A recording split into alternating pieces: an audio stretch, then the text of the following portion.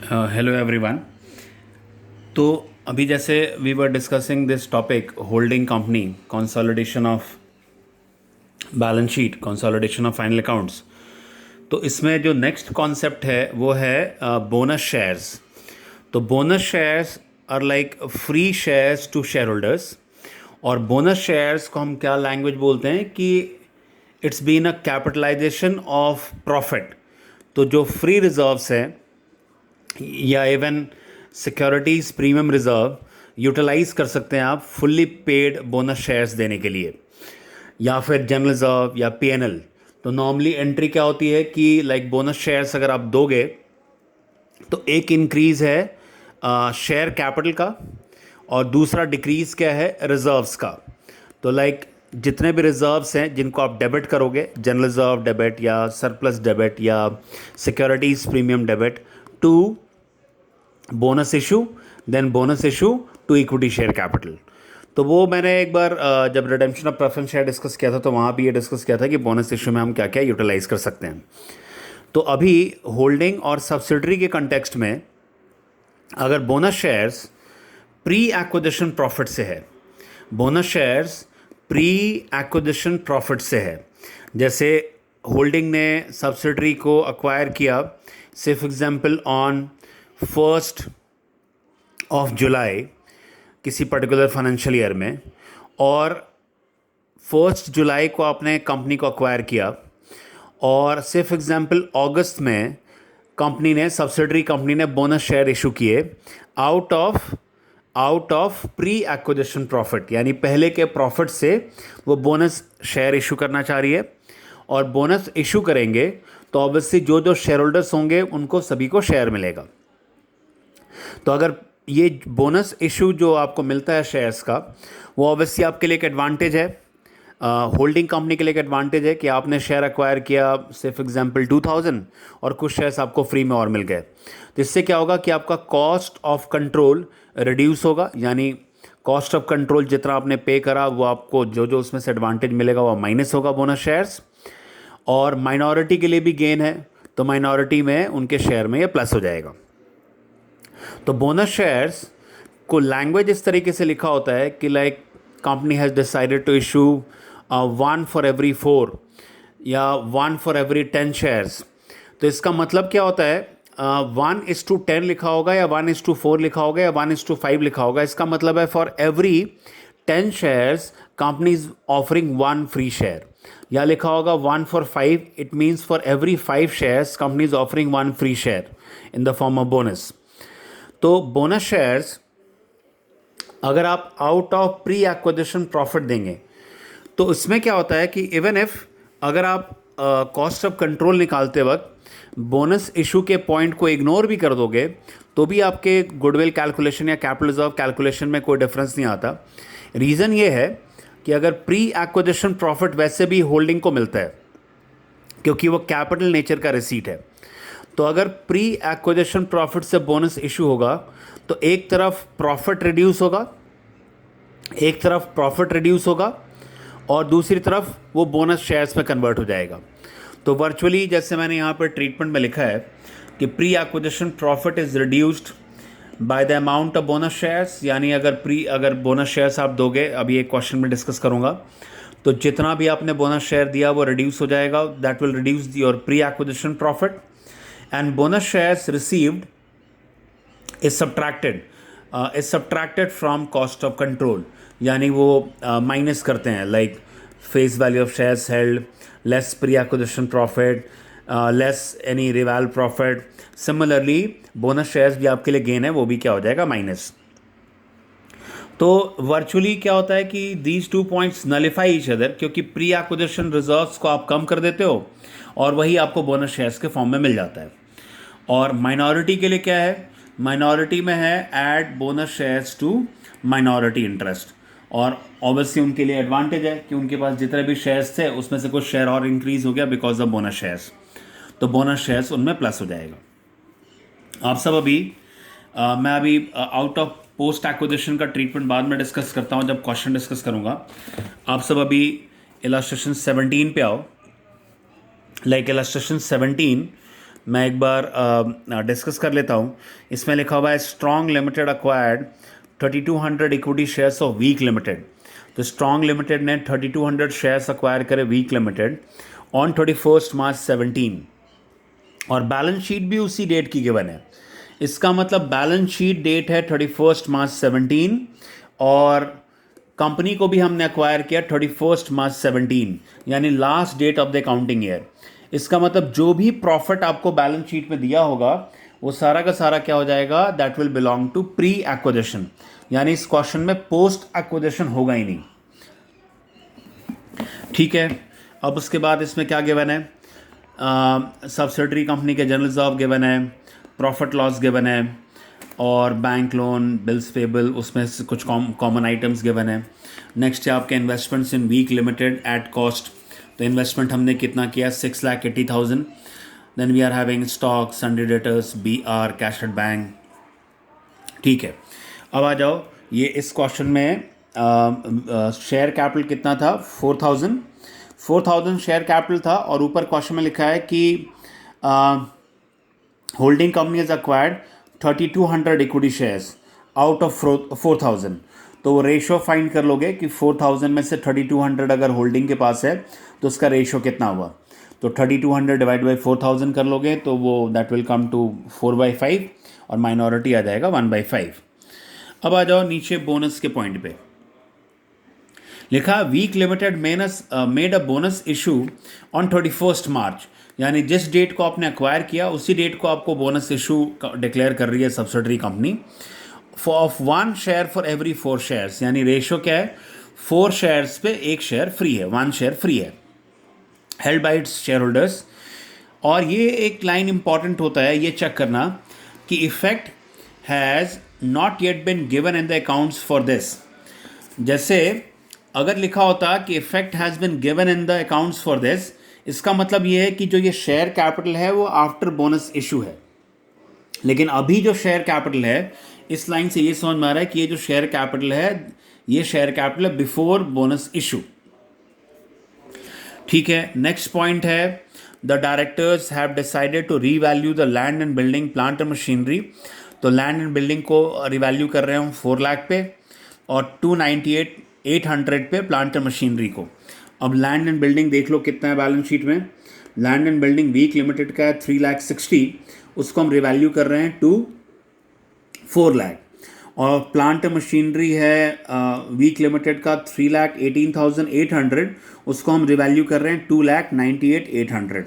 यानी plant and machinery का downward revaluation है, लॉस है, और लैंड एंड बिल्डिंग का अपवर्ड रिवैल्यूएशन है, दैट इज़ प्रॉफिट है। और इसका हम नेट इफेक्ट दे करके कॉस्ट ऑफ कंट्रोल और उसमें आ जाएंगे माइनॉरिटी इंटरेस्ट के लिए। तो ठीक है, ये मैंने जैसे क्वेश्चन के बेसिक वर्किंग नोट किए हैं, उस पर आओ। Like shares of S limited 4,000 shares थे बिफोर बोनस इशू, जैसे मैंने ब्रैकेट में लिखा कि the shares given in the balance sheet are shares before issue of bonus shares, क्योंकि वो लाइन लिखा हुआ था कि the effect of bonus shares have not been incorporated in the books of account. तो इसका मतलब H limited has acquired 3,200 shares. तो इसका क्या मीनिंग हुआ, H इज इक्वल टू 32/40, यानी H का शेयर हो गया 4/5, माइनॉरिटी का हो गया इसमें 1/5। डेट लाइन एक मैंने सिंपल सा बना लिया, लाइक अगर क्लोजिंग डेट है 31 मार्च 17, तो बिगिनिंग डेट होगा 1/4/16, like beginning date is 1/4/16, closing date आ गया 31 March 17, this is the date of acquisition. Now pre acquisition and post acquisition profit को डिवाइड किया, तो हमें क्वेश्चन में गिवन था general reserve. General reserve was given as, general reserve था 3,40,000 and profit and loss account as 72, और तो वो मैंने लिख लिया general reserve as 340 and P&L as 72। थोड़ा सा यहाँ पे क्लस्टर्ड है क्योंकि बोनस इशूज़ में से माइनस करना था मुझे। नीचे अब देखो कैलकुलेशन में बोनस इशू का क्या रेशियो है, लिखते इसी तरीके से 1:4। इसका ये मतलब है कि for every 4 shares we are providing 1 share out of free reserves. तो 4:1। नेक्स्ट है आपका, अगर बोनस इशू है 4 लाख, जैसे उसका शेयर कैपिटल था सब्सिडरी का 4 लाख, तो अगर 4:1 है तो 4 लाख पे कितना होगा, 1 लाख यूनिटरी मेथड से, यानी 1 लाख शेयर बोनस इशू में जाएगा। ठीक है, तो जनरल रिजर्व जैसे हमारे पास पीएनएल में सिर्फ 72 था, तो उसमें से तो हम दे नहीं सकते थे 1 लाख का बोनस इशू, तो हमने जनरल रिजर्व से दे दिया। तो जनरल रिजर्व को हमने कैपिटलाइज कर लिया, यानी जनरल रिजर्व था 3,40,000, उसमें से बोनस इशू यूटिलाइज हो जाएगा 1 लाख के लिए, तो जनरल रिजर्व कितना रिमेनिंग रह जाएगा, 240।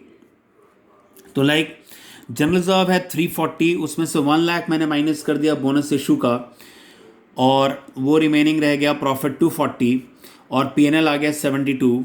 Nothing is post because date of acquisition is the last date of the balance sheet, तो सारा का सारा प्री हो गया, and this is the total profit जो गिवन है 340 एंड 72। और बोनस इशू बता दिया मैंने, और ये बता दिया जनरल रिजर्व का क्या बैलेंस रह जाएगा after bonus issue. Next is revaluation of assets.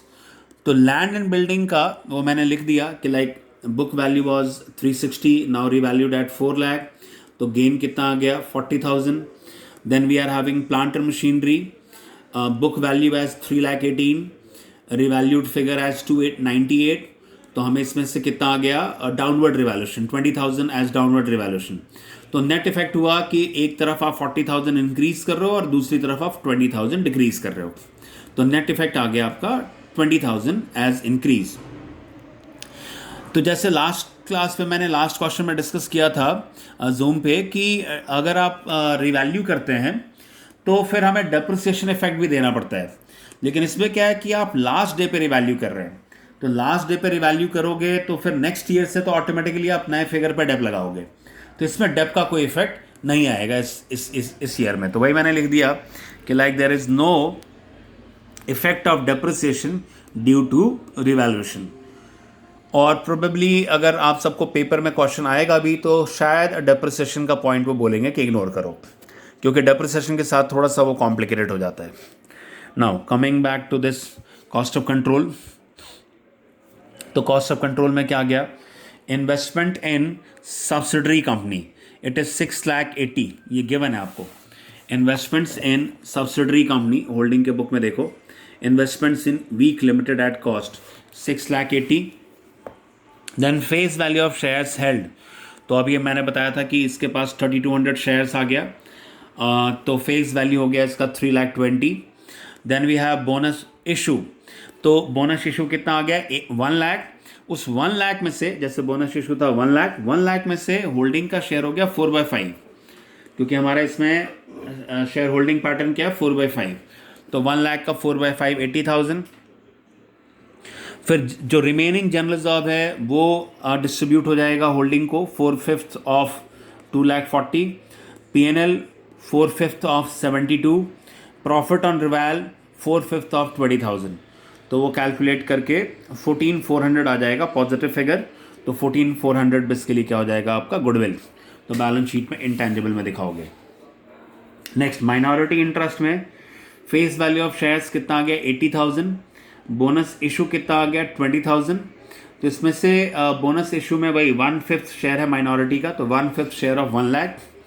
General reserve जो रिमेनिंग जनरल रिजर्व है आफ्टर बोनस इशू उसका 1/5 दे दिया, जो रिमेनिंग पीएनएल है, पीएनएल में से तो कुछ हमने माइनस किया नहीं था, पीएनएल का 1/5 दे दिया उसको, और रिवैल प्रॉफिट का 1/5 दे दिया, तो उसका टोटल क्लेम कितना आ गया 166,400। तो जब ये लास्ट डेट पे कंपनी को आप अक्वायर करते हो, तो इस केस में क्या है, लास्ट डेट पे जब आप कंपनी को अक्वायर करोगे तो इसमें पोस्ट एक्विजिशन कुछ भी नहीं होगा, सारा का सारा इसमें क्या होगा प्री एक्विजिशन। नेक्स्ट कुछ पॉइंट्स और है वो डिस्कस कर लेता हूँ, ये इनसिग्निफिकेंट पॉइंट्स हैं, आप सबको ये ऑलरेडी पता है। लिखा है sundry creditors of strong limited included 20,000 due to weak limited, जिसका मतलब डेटर्स और क्रेडिटर्स में कॉमन पॉइंट कितना है 24,000, तो 24,000 while consolidation of balance sheet, जब आप वाइल कंसोलिडेटिंग द फिगर्स, जब आप फिगर्स को कंसोलिडेट करोगे तो you will eliminate this 24,000 from debtors also as well as from creditors, तो फिर उसी हिसाब से आप बैलेंस शीट प्रिपेयर कर लेंगे। Rest of the items simply plus होंगे, तो ये तो ऑलरेडी सबको पता ही है, लैंड एंड बिल्डिंग को प्लस कर देना न्यू फिगर के साथ, प्लांट एंड मशीनरी को उसमें लिख देना न्यू फिगर के साथ। फिर स्टॉक्स भी प्लस हो जाएंगे, डेटर्स में से कॉमन पॉइंट हट जाएगा। बी आर और बी पी में भी गिवन है, बी आर में गिवन है इंक्लूडिंग 6,000 फ्रॉम वीक लिमिटेड। 6,000 हमें मिला वीक लिमिटेड से, मतलब वो कह रहा है कि बैलेंस शीट में मेरे पास 6,000 है वीक लिमिटेड के बी आर, और ये कह रहा है सब्सिडरी कि जो मैंने बीपी इशू करा है उसमें से 8,000 दिया है होल्डिंग को, स्ट्रॉन्ग को, यानी इस दोनों फिगर में कितना मिसमैच है, 2,000 का। तो 2,000 इसमें आप दिखा दोगे, इसमें प्रोबेबली सोल्यूशन में आया होगा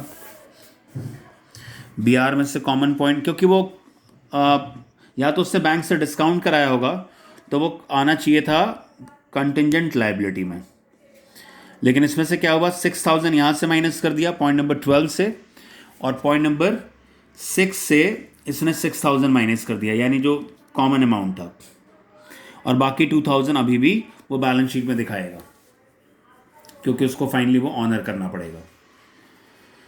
तो एक बार ये पॉइंट आप लोग देख लेना, फिर कोई डाउट होता है तो फिर इस क्वेश्चन को एक बार पूछोगे। फिर मैं अभी इलास्ट्रेशन 18 भी सॉल्व किया हुआ है, उसका भी वीडियो अभी थोड़ी देर में भेज रहा हूँ आप सबको।